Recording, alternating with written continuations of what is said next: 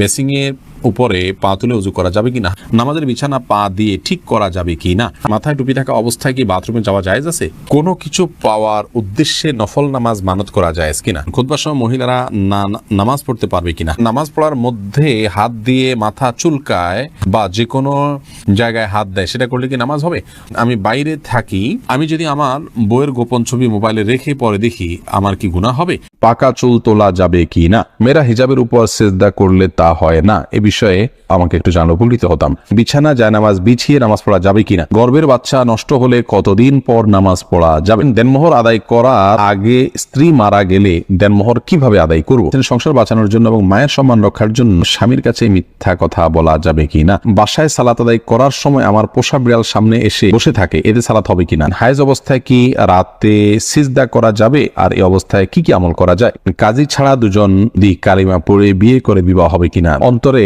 কুচিন্তা আসে এবং আমলের ইয়া আসে, আমাকে পরামর্শ দেন প্লিজ, মেয়েরা ফর্সা হওয়ার জন্য কোনো ক্রিম নিতে পারবে কিনা। প্রিয় দর্শক, আপনাদের যে সমস্ত প্রশ্ন ইতিমধ্যে আমাদের কাছে চলে এসেছে, আমরা সে সমস্ত প্রশ্ন উত্তর দেওয়া শুরু করছি ইনশাআল্লাহ। জান্নাতুল নাইম জানতে চেয়েছেন, হায়েজ অবস্থায় কি রাতে সিজদা করা যাবে, আর এই অবস্থায় কি কি আমল করা যায়। মাসিক অবস্থায় মেয়েরা সিজদা দিবেন না, পাঁচ ওয়াক্ত নামাজ পড়বেন না বা কোনো নামাজ পড়বেন না, কোরআন স্পর্শ করবেন না এবং তওয়াফ করবেন না, এছাড়া রোজা রাখবেন না, স্বামী সহবাস করবেন না, এছাড়া যে কোনো কাজ তারা করছেন, দোয়া দুরুদ ইস্তেগফার, আল্লাহর কাছে প্রার্থনা, ইসলামের বই পুস্তক পড়ায় সব কাজগুলো তারা করতে পারবেন, কোনো সমস্যা নেই। আল মুজাহিদ জানতে চেয়েছেন, বাসায় সালাত আদায় করার সময় আমার পোষা বিড়াল সামনে এসে বসে থাকে, এতে সালাত হবে কিনা। জি আল মুজাহিদ ভাই, কোনো অসুবিধা নেই, পোষা বিড়াল যদি সামনে এসে বসে থাকে আপনার সালাত আদায় হয়ে যাবে। প্রিশিলা আহমেদ আপনি জানতে চেয়েছেন, সংসার বাঁচানোর জন্য এবং মায়ের সম্মান রক্ষার জন্য স্বামীর কাছে মিথ্যা কথা বলা যাবে কিনা। সংসার বাঁচানোর জন্য যদি হয় তাহলে কথা ঘুরিয়ে বলবেন, সরাসরি মিথ্যা না হলে মিথ্যা কথাটাকেই এমনভাবে বলবেন যে সত্যি মিথ্যা দুটি সম্ভাবনা আছে, এটা ঘুরিয়ে বলবেন, তাহলে সেটি জায়েজ হবে, কোনো অসুবিধা নেই।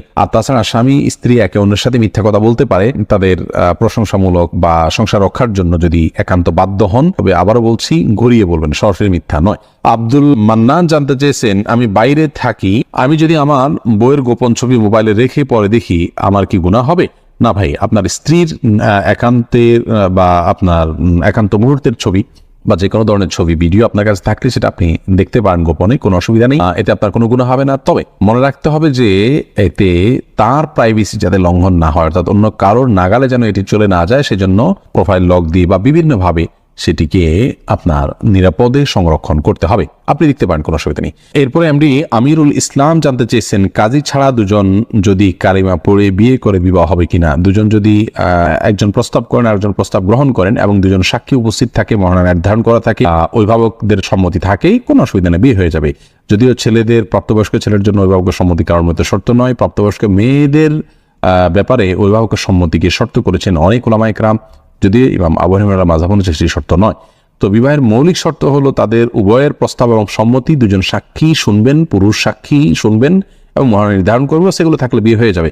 কাজী এটা বিয়ের জন্য আবশ্যক নয়, কাজী ছাড়াও বিয়ে হতে পারে। আব্দুল্লাহ আল মামুন জানতে চেয়েছেন, অন্তরে কুচিন্তা আসে এবং আমলের ইয়া আসে, আমাকে পরামর্শ দেন প্লিজ। কুচিন্তা এবং খারাপ চিন্তা ভাবনা এগুলো দূর করার জন্য বেশ কয়েকটি ভিডিও আমাদের আছে, সেগুলো দেখে নেবেন ইনশাআল্লাহ। আপনি বাজে কোনো চিন্তা আসলে বাম দিকে থুতু ফেলে 3 বার আমানতু বিল্লাহি ওয়া রাসূলিহি এটা পড়বেন, সেই সাথে আল্লাহ তাআলার কাছে দোয়া করবেন, পানাহ চাইবেন, আল্লাহুম্মা জাআল ওয়াসাওয়িসা কলবি খাশিয়াতাক, আল্লাহ আমার অন্তরের কুমন্ত্রণাগুলোকে আপনার ভয় দিয়ে আপনি পরিবর্তন করে দিন, এভাবে আল্লাহর কাছে দোয়া করতে পারেন, নিজের ভাষায় আপনি বলতে পারেন। সেই সাথে আপনার আল্লাহকে নিয়ে যদি বাজে চিন্তা আসে তার জন্য আলাদা কিছু পরামর্শ আছে, আমাদের ভিডিও দেখে নিবেন। ইয়া আসলে সমস্ত আমলকে লুকিয়ে করার চেষ্টা করবেন, এই প্রবণতা আপনার মধ্যে থাকলে এবং এই কসরত আপনি কিছুদিন করলে ইনশাআল্লাহ রিয়া দূর হয়ে যাবে। রেবা তরফদার আপনি জানতে চেয়েছেন, কুড়িয়ে পাওয়া নবজাতক শিশু নিজ সন্তানের মতো প্রতিপালনের ক্ষেত্রে তার পিতামাতার নাম কি নিজেদেরটাই ব্যবহার করতে পারবো, নইলে তার স্কুলে ভর্তি আইডি বিভিন্ন ক্ষেত্রে সমস্যা দেখা দিবে, সমাজে সে তো প্রতিটি ক্ষেত্রে হেয় প্রতিপন্ন হবে, খুবই চিন্তা আছে, আশা করি সঠিক নির্দেশনা পাবো। বোন রাবেয়া যদি কুড়িয়ে পাওয়া হয় এবং তার বাবা মাকে কোনোভাবেই খুঁজে বের করা না হয়, আজকাল ডিএনএ বিভিন্নভাবে হয়তো খুঁজে পাওয়ার স্কোপ থাকতে পারে, যদি থাকে তাহলে সে চেষ্টা করতে হবে। যদি কোনোভাবে তার বাবা মা খুঁজে পাওয়া না যায় তাহলে সেক্ষেত্রে আপনার ওই শিশুকে যারা লালন পালন করছেন তার জীবনের তার লাইফ যাতে সহজভাবে চলতে পারে সেটার সুবিধার্থে তাদের বাবা ঘরে তাদের নাম তারা উল্লেখ করতে পারেন, অসুবিধা নেই। লালন পালনকারী ব্যক্তিকে বাবা মার ঘরে নাম উল্লেখ করলেও প্রকৃত ঘটনাকে তারা লুকানোর চেষ্টা করবেন না, সেটি যেন সবাই জানে, সন্তান জানে যে তার বাবা মা ভিন্ন কেউ, বাকি তার সুবিধার দিকে লক্ষ্য করে রূপক অর্থে নিজেদেরকে বাবা মা হিসেবে পেশ করতে পারেন। অথবা আপনি নামাজ আছেন সে বুঝতে না পারে, এরকম যদি হয় তাহলে এটাকে আমলে কাসির বলা হয়। এরকম আমলে কাসিরগুলো নামাজ হবে না। আর যদি হাইয়া আছে নামাজের, আলামিন হোসেন জানতে চেয়েছেন গর্ভের বাচ্চা নষ্ট হলে কতদিন পর নামাজ পড়া যাবে? গর্ভের বাচ্চা যদি নষ্ট হয়ে যায় এবং রক্ত ব্লিডিং হতে থাকে, নেফাস হতে থাকে যেটাকে বলা হয়, সেটা হলে সর্বোচ্চ 40 দিন পর্যন্ত তিনি নামাজ থেকে বিরত থাকবেন, তারপর নামাজ পড়তে হবে ব্লিডিং থাকলেও। আর যদি ব্লিডিংটা তার আগে বন্ধ হয়ে যায় 20-25 দিন 30 দিনের মাথায়, তাহলে যখন বন্ধ হবে তখন দেখবেন নামাজ শুরু করবেন। এরপরে এমডি নূর আলম জিকু আপনি জানতে চেয়েছেন মেয়েরা ফর্সা হওয়ার জন্য কোনো ক্রিম নিতে পারবে কি না? নিজের সৌন্দর্যকে, নিজের প্রকৃত রঙকে লুকানোর জন্য যদি এরকম কোনো ক্রিম ব্যবহার করে বিয়ের সুবিধার জন্য, যাতে মানুষ ফর্সা দেখে বিয়ে করে, পরবর্তী দেখবে যে পুরো শরীর কালো, এরকম করলে প্রতারণা হবে, সেজন্য এটা নাজায়েজ হবে, হারাম হবে। আর এমনিতে নিজের রূপচর্চার অংশ হিসাবে যদি তিনি করেন, এখানে কাউকে প্রতারণা করার কোনো স্কোপই নেই। ধরুন বিয়ে হয়ে গেছে কথার কথা, অথবা বিয়ের এখনো আলোচনাই নেই, তো এই জায়গা থেকে জাস্ট নিজেকে সুন্দর হিসাবে প্রকাশ করার জন্য করছেন, তাহলে সেটা করতে পারেন। আর যদি এখানে ব্যাপক পরিবর্তন হয়, অর্থাৎ গোটা রংটাই টোটাল চেঞ্জ হয়ে যায়, তাহলে সেটা জায়েজ নাই, কারণ লা তাবদিলা লিখালকিল্লাহ, আল্লাহর সৃষ্টিতে পরিবর্তন করা জায়েজ নাই। আলেয়া খানম জানতে চেয়েছেন বিছানা জায়নামাজ বিছিয়ে নামাজ পড়া যাবে কিনা? বিছানা জায়নামাজ বিছিয়ে নামাজ পড়া যাবে, কোনো অসুবিধা নেই। তাসলিমা আক্তার জানতেছেন নামাজের বিছানা পা দিয়ে ঠিক করা যাবে কি না? নামাজের বিছানা পা দিয়ে ঠিক করতে কোনো অসুবিধা নেই। তাহিদুল ইসলাম পলাশ জানতে চেয়েছেন নামাজ পড়ার মধ্যে হাত দিয়ে মাথা চুলকায় বা যে কোনো জায়গায় হাত দেয়, সেটা করলে কি নামাজ হবে? হালকা যদি চুলকায় নামাজ হয়ে যাবে, কোনো অসুবিধা নেই, বা হালকা একটু হাত দিলে সমস্যা নেই। কিন্তু এত বেশি চুলকালো, ধরুন 2 হাত ছেড়ে দিয়ে আপনি খুব আরামসে এমনভাবে চুলকালেন যে একজন সাধারণ মানুষ বাহির থেকে আপনাকে দেখে আপনি কি নামাজে আছেন কিনা সেটা নিয়ে তার সন্দেহ হয়। রূপ আছে, আপনি সেরকম ইয়ের মধ্যেই আছেন, নামাজের অবস্থার মধ্যেই আপনি আছেন, বোঝা যায় যে আপনি নামাজে আছেন।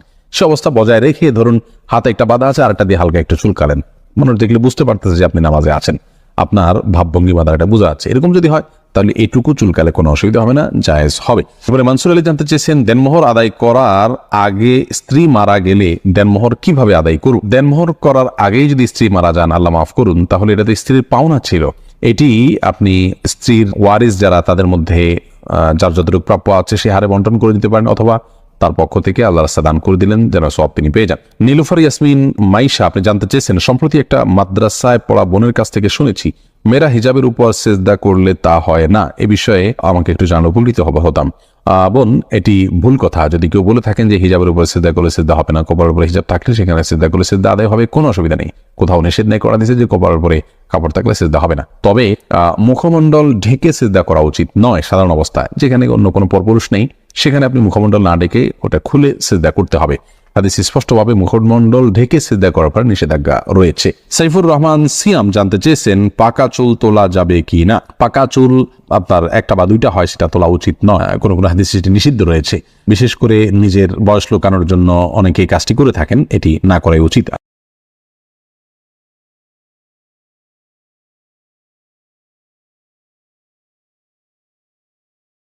ফয়সাল আহমেদ আপনি লিখেছেন টিকটিকি দেখলে কি মারতেই হবে? প্রয়োজনে কি খুঁজে খুঁজে মারতে হবে? বিষয়টা নিয়ে খুব দ্বিধাদ্বন্দ্বে আসি, জানাবেন প্লিজ। না, খুঁজে খুঁজেই আপনাকে মারতে হবে এমন কিছু, এমন কোনো বাধ্যবাধকতা নেই। বরং আপনার চোখে পড়েছে, উপদ্রব করে, আপনি মারবেন।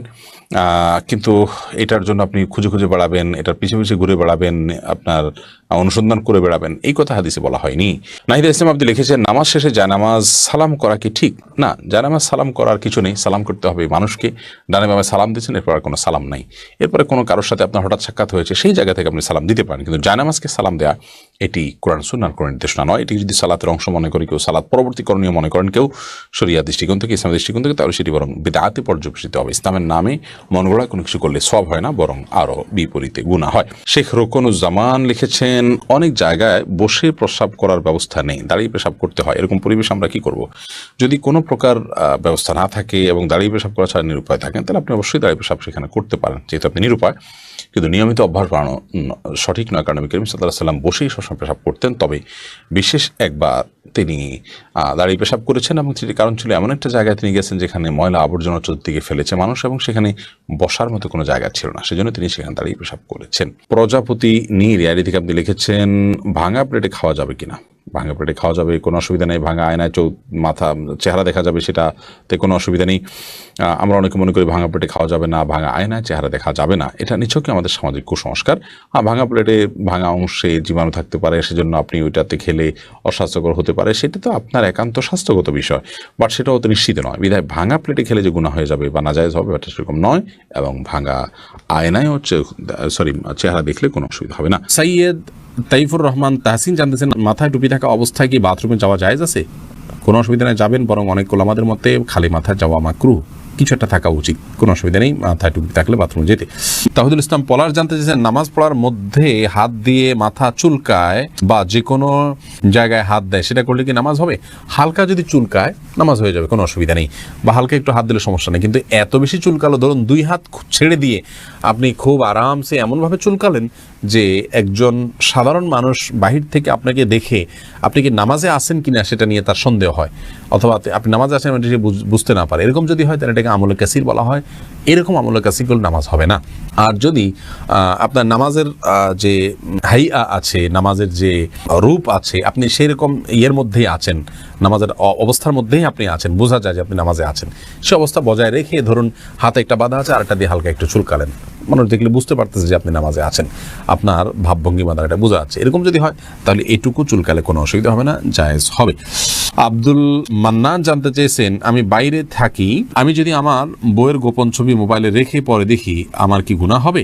না ভাই, আপনার স্ত্রীর একান্তের বা আপনার একান্ত মুহূর্তের ছবি বা যে কোনো ধরনের ছবি ভিডিও আপনার কাছে থাকলে সেটা আপনি দেখতে পারেন গোপনে, কোনো অসুবিধা নেই, এতে আপনার কোনো গুনাহ হবে না। তবে মনে রাখতে হবে যে এতে তার প্রাইভেসি যাতে লঙ্ঘন না হয়, অর্থাৎ অন্য কারোর নাগালে যেন এটি চলে না যায়, সেজন্য প্রোফাইল লক দিয়ে বা বিভিন্নভাবে সেটিকে আপনার নিরাপদে সংরক্ষণ করতে হবে। আপনি দেখতে পারেন, কোনো অসুবিধা নেই। ফৌজিয়া আফরিন জানতেছেন, খুতবার সময় মহিলারা নামাজ পড়তে পারবে কিনা? হ্যাঁ বোন, পড়তে পারবে, কোনো অসুবিধা নেই। খুতবা শুরু হলে মহিলা নামাজ পড়তে পারবেন না এমন কোনো কথা নেই। ফাতিমা ইসলাম দীপ্তি আপনি জানতে চেয়েছেন, কোনো কিছু পাওয়ার উদ্দেশ্যে নফল নামাজ মানত করা যায় কিনা? হ্যাঁ, হতে পারে বোন ফাতিমা, মানত করতে পারেন, মানত করলে সেটা গুনাহ নাই।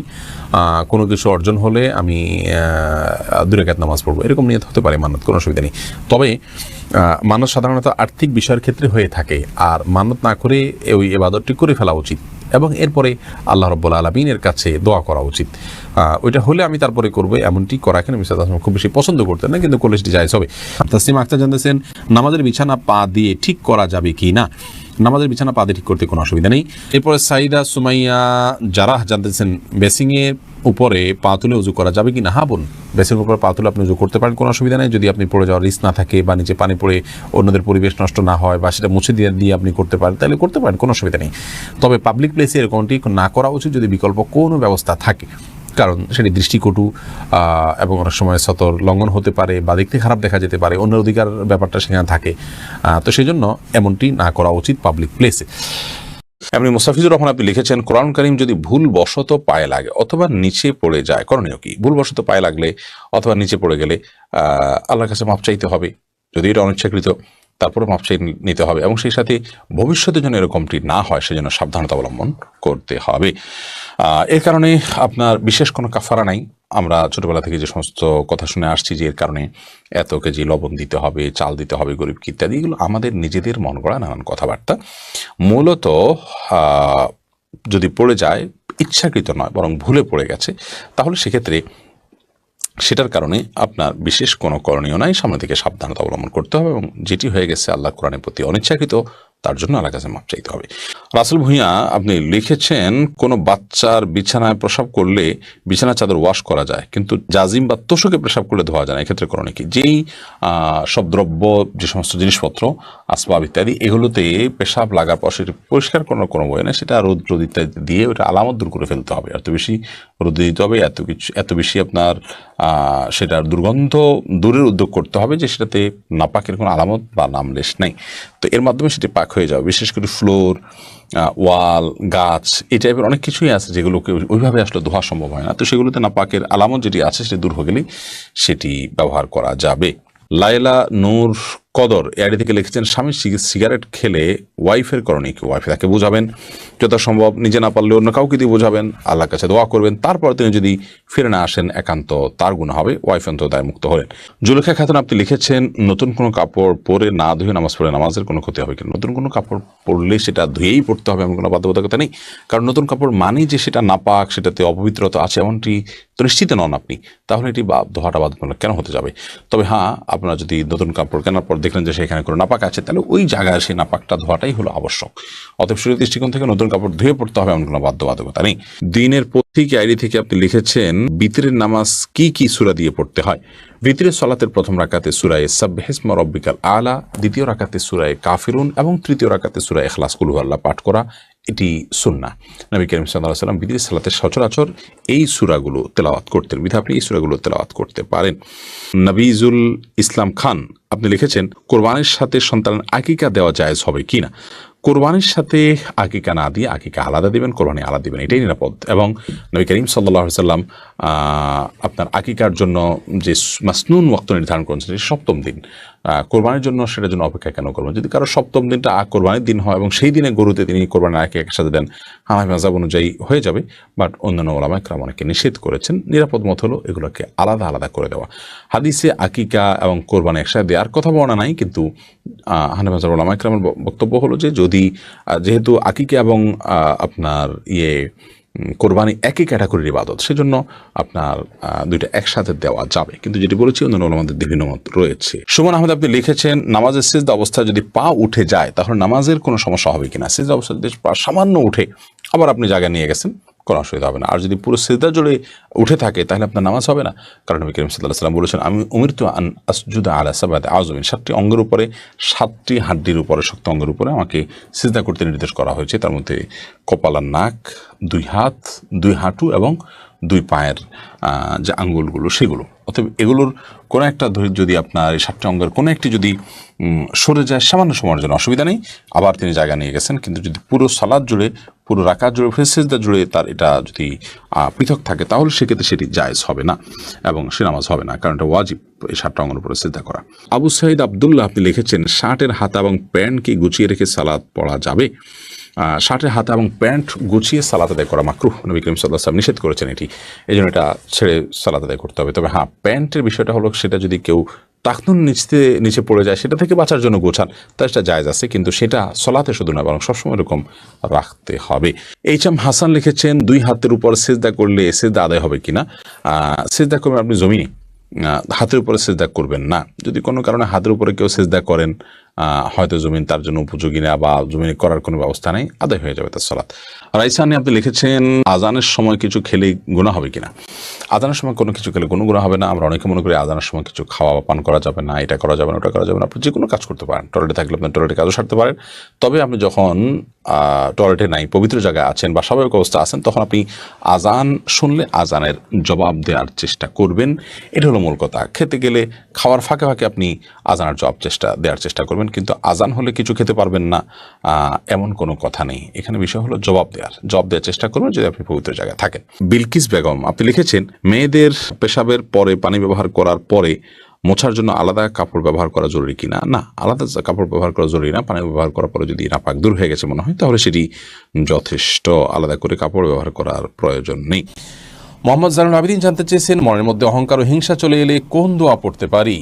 কারোর প্রতি যদি হিংসা আসে তাহলে তার জন্য আল্লাহর কাছে দোয়া করবেন, তাকে বেশি সালাম দিবেন, তার কল্যাণের জন্য আরও বেশি দোয়া করবেন, এবং হিংসা থেকে বেঁচে থাকার উপায় সম্পর্কে আমাদের একটা ভিডিও ক্লিপ আছে, শুনে নিতে পারেন। অহংকার হলে একটি দোয়া বিভিন্ন হাদিসে বর্ণিত হয়েছে, আল্লাহুম্মা ওয়াজআলনি ফি আইনি সগীরা ওয়া ফি আয়ুনিন নাসি কাবীরা, যার অর্থ হলো আল্লাহ আমাকে নিজের চোখে আপনি ছোট করে দিন, অন্যদের চোখে বড় করে দিন। যদি এই হাদিসটিকে মুহাদ্দিসিন ইকরাম দুর্বল বলেছেন, দায়ীফ বলেছেন, তথাপি এটি একান্ত আমলের বিষয়, করা যেতে পারে আমল। আপনি আল্লাহর কাছে দোয়া করবেন সাধারণভাবে, আল্লাহ যেন আপনাকে বিনয় দান করেন। তাছাড়া বিনয় এবং আপনার তাওয়াদু, এই গুণগুলো আসার জন্য বিনয়ী মানুষদের সাথে উঠা বসা করা, তাদের সংস্রবে যাওয়া, তাদের সোহবতে থাকার কোনো বিকল্প নেই। সে বিষয়টির মাধ্যমে আমাদের মধ্যে এটি সবচেয়ে বেশি আসবে ইনশাআল্লাহ তাআলা। মাহিরা জান্নাত আইরা জানতে চেয়েছেন ওজুর সময় মেয়েদের মাথায় কাপড় থাকতে হবে কিনা। ওজুর সময় মাথায় কাপড় থাকা কোনো আবশ্যক কোনো কিছু না। এমনি আশিক জানতেছেন একটি মেয়ের যদি দুটি বিয়ে হয় তাহলে জান্নাতে কোন স্বামীকে পাবে। একমাত্র আল্লাহ তাআলা ভালো জানেন। এটার মূল উত্তর বাহ্যে তো মনে হয় যে শেষ স্বামী যিনি থাকবেন তার সাথে তার জান্নাতে থাকা হবে, কিন্তু এ বিষয়ে অদৃশ্য জগতের বিষয় একমাত্র আল্লাহ তাআলা ভালো জানেন। মাথা মাসে করা এবং পুনরায় পেছন থেকে হাত দিয়ে নিয়ে আসা সুন্নাহ আর ইচ্ছা করে সুন্নাহ ত্যাগ করা মাকরুহ। এখন মেয়েদেরও কি সম্পূর্ণ মাথা মাসা করতে হবে? মাথায় খোপা থাকলে তো সমস্যা হয়। এটা প্রশ্ন করেছেন কাজী মায়া। দেখুন, মাথা মাসের জন্য ভেজা হাতকে এইভাবে দিয়ে পেছনের দিকে টানবেন, এইটুকু ব্যবহার হবে আর একটুকু অবহেলিত থাকবে, কারণ এভাবে আপনি টানবেন। আসার সময় আবার এই অংশ দিয়ে আপনি এভাবে টানবেন, তাহলে বাকিটুকু ব্যবহার হয়ে যাবে। এভাবে করাটা সুন্নাহ। অতএব এটি নারী পুরুষ সকলের জন্যই প্রযোজ্য যে সবাই এভাবে প্রথমে পেছনের দিকে নিয়ে এরপর সামনের দিকে টেনে আপনি মাসাহ করবেন। এরপরে সাজেদুল হক রিয়া জানতে চেয়েছেন তাকবীরে তাহরিমা বাঁধার পর নামাজে মনের মধ্যে শুধু বাজে চিন্তা আসে, সেক্ষেত্রে করণীয় কি? দেখুন, তাকবীরে তাহরিমা বাঁধার পর শয়তান তার ডিউটি শুরু করে দেয়, এই জন্য আপনার মনের ভিতরে বাজে চিন্তা আসে। অন্য সময় তো বাজে চিন্তা এত বেশি আসে না, এই সময় যত বেশি আসে এটি প্রমাণ বহন করে যে আপনি আল্লাহর নৈকট্য অর্জন করতে যাচ্ছেন, এবং আল্লাহর নৈকট্য অর্জন করার কারণে আপনাকে শয়তান দখলে নেওয়ার চেষ্টা করে এবং শয়তান আপনাকে বিভ্রান্ত করার চেষ্টা করে। এই জন্য সেখান থেকে বেঁচে থাকার জন্য আপনার আপ্রাণ চেষ্টা থাকতে হবে। আল্লাহ তাআলা তৌফিক দান করুন। মোবাইলে কোরআনের অ্যাপ থাকলে ওযু ছাড়া মোবাইল ধরলে কি গুনাহ হবে? নূর AR লুবনা এই আইডি থেকে আপনি জানতে চেয়েছেন। জি, আপনার প্রশ্নের উত্তর হলো যে মোবাইল অ্যাপসে কোরআন থাকলে ওযু ছাড়া সেটি স্পর্শ করা যাবে, কারণ এটি সরাসরি কোরআন স্পর্শ করা হয় না এর মাধ্যমে। 4 রাকাত সুন্নাত নামাজের তৃতীয় রাকাত ও চতুর্থ রাকাতে সূরা ফাতিহার পর অন্য সূরা বা আয়াত পড়তে হবে। 4 রাকাত বিশিষ্ট সালাতে যদি ফরজ হয় তাহলে তার শেষের 2 রাকাতে পড়ার কোনো প্রশ্নই নেই, আর যদি নফল হয় তাহলে সেক্ষেত্রে শেষের রাকাতগুলোতে সূরা মিলাবেন। মিরাজ মালিক আপনি জানতে চেয়েছেন স্ত্রীকে বলা সত্ত্বেও বারবার গীবতে লিপ্ত হয়, করণীয় কি? করণীয় একই, তাকে বোঝাবেন, আলটিমেটাম দিবেন, প্রয়োজনে সে গীবত করলে শুনবেন না, সরে যাবেন, এবং তাকে যতটুকু সম্ভব আপনার অভিমানের মাধ্যমে অন্যায় কাজ থেকে বিরত রাখার চেষ্টা করবেন, এবং এর পাশাপাশি নসিহা, সুন্দর আচরণ, দোয়া আল্লাহর কাছে এগুলোকে অব্যাহত রাখবেন। গীবতের ভয়াবহতা সম্পর্কে তাকে বোঝাবেন, আলোচনা শোনাবেন, আর্টিকেল পড়াবেন, এবং নেককারদের সাথে তার সান্নিধ্য যেন হয় সে বিষয়টি খেয়াল করবেন। এমনি সোহাগ ভূঁইয়া জানতে চেয়েছেন যদি কোনো মহিলা মারা যান তাহলে কি মসজিদের মাইক দিয়ে বলা যায়? মহিলা হোক আর পুরুষ হোক, মসজিদের মাইকে কারণ মৃত্যুর ঘোষণা দেওয়া উচিত নয়, কারণ মসজিদের মাইক দান করা হয়ে থাকে আজানের জন্য, সুতরাং সেই কাজটা করা উচিত। কেউ মারা গেছেন বা কেউ জন্মগ্রহণ করছে, একান্ত জাগতিক একটি বিষয়, এটা ঘোষণা দেওয়ার কিছু নেই। তবে হ্যাঁ, জানাজা সালাত হবে, কোথায় হবে, কী হবে, একটা ইবাদত, সেটি মানুষ কীভাবে সম্পাদন করতে পারে এই বিষয়ে যদি কেউ জানান দেন সেটি ভিন্ন কথা। হোসাইন ইয়াডি থেকে জানতেছেন কোরআনে 3-4 আলিফ টান না দিলে কি গুনাহ হবে? না, 3 আলিফ 4 আলিফ যেগুলো আছে সেগুলোকে 3 আলিফ 4 আলিফ টানতে হবে, এমন কোনো আবশ্যক নয়। তবে যেগুলো 1 আলিফ টান সেগুলোকে 1 আলিফ টান না দিলেও অনেক সময় মিনিমাম 1 আলিফ টান না দিলে সেটা, বা 1 আলিফ টানের কাছাকাছি একটু টান না দিলে সেটি অর্থ পরিবর্তন হয়ে যেতে পারে, সেজন্য ওইটি ভিন্ন বিষয়। কিন্তু 3 আলিফ 4 আলিফের ভিতরে হুবহু 3 আলিফ 4 আলিফ টান দিতেই হবে, না দিলে গুনাহ হয়ে যাবে, ব্যাপারটি সেরকম নয়। তবে সাধ্য অনুযায়ী চেষ্টা আমাদের থাকা উচিত কোরআনকে তারতিলের সাথে, তাজউইদের সাথে তেলাওয়াত করা। আল্লাহ বলেছেন আরতিল কোরআন তারতিলা। এরপরে তানিশা ইসলাম মিম জানতে চেয়েছেন মেয়েরা নামাজে গুনগুন করে সূরা পড়লে তাতে কি গুনাহ হওয়ার সম্ভাবনা আছে? গুনগুন করে যদি সূরা পড়ে তাহলে সেক্ষেত্রে সরাসরি গুনাহ হবে না, বিশেষ করে নিজে নিজে শুনতে পাচ্ছেন, সরাসরি গুনাহই হবে না, বিশেষ করে নিজে শুনতে পাচ্ছেন এরকম যদি হয় নিজের কান পর্যন্ত, তাহলে সেটি তো তিনি করতেই পারেন।